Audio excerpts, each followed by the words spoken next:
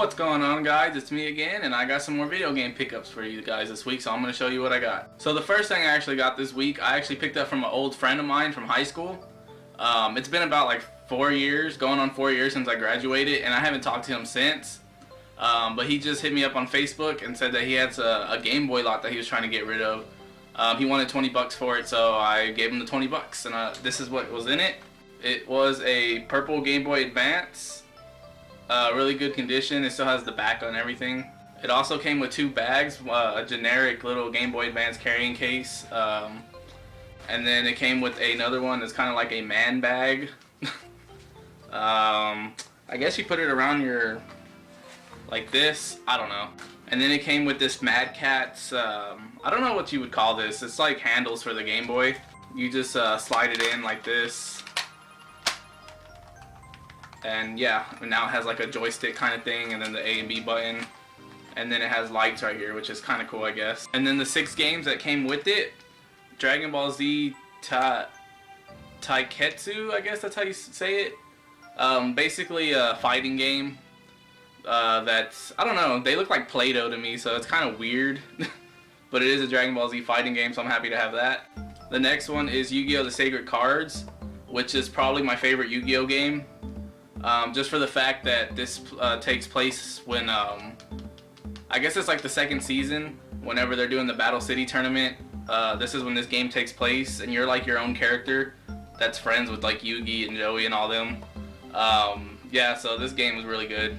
I would recommend this one if you're a Yu-Gi-Oh! Fan and if you haven't played it. Not 1, but 2 copies of Dragon Ball Z Super Warriors for the Game Boy Color.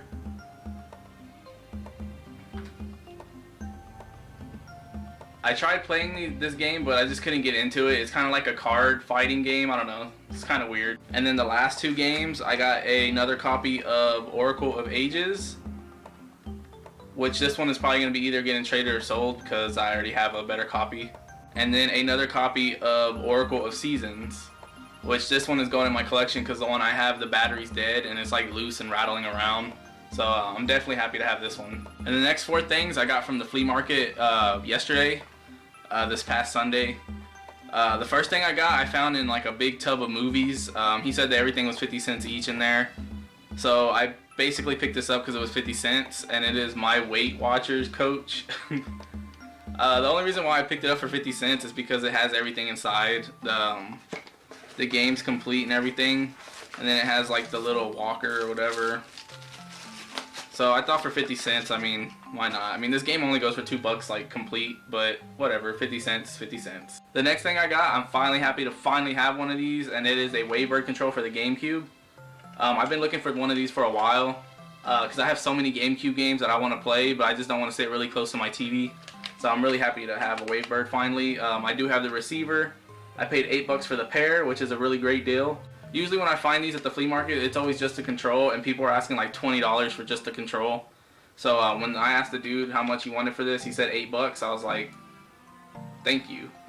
And then the next 2 games I paid $7 a piece for. I was already about to leave the flea market. I was already heading to my car. And then I noticed this one dude on the very first aisle.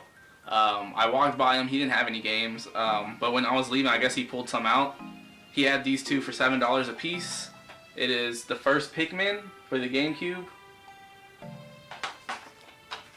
It's complete.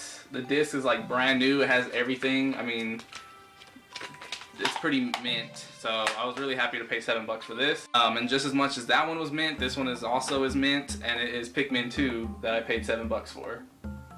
And I mean, it has everything, all the manuals, everything it came with.